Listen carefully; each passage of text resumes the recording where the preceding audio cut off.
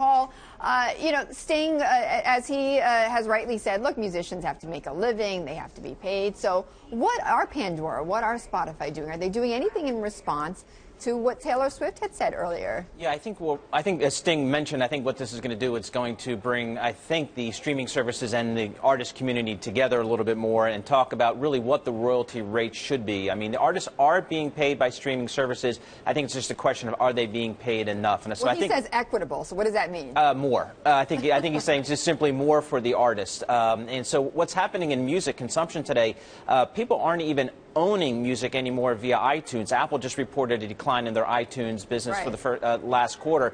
So people aren't even owning, they're just streaming it. So they're kind of renting music.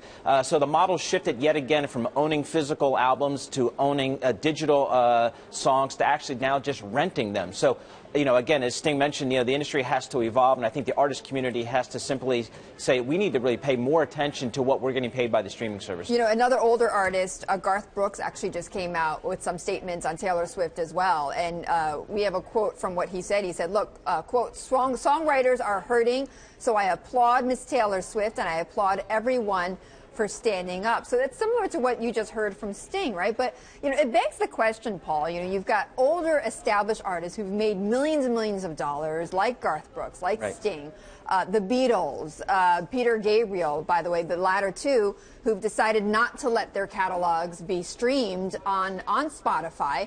Should these older artists be taking stronger stands because they've got more leverage? I think so. I mean, I think clearly, if the Beatles as an entity or if some of these bigger artists were to come out, I think would clearly raise the conversation. But if you think about it, Taylor Swift is actually one of the most popular singer-songwriters on Spotify. She actually, this is her audience.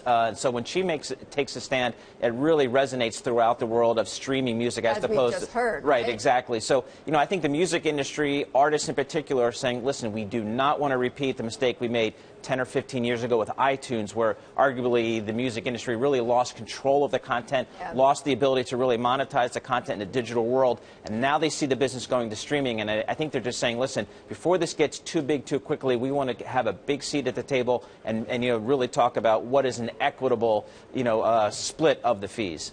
I know, it's the term equitable, right? Exactly. It's up for interpretation. Yeah, what negotiation, that really means. Yes. All right, Paul, thank you so much. Paul Sweeney of Bloomberg Intelligence.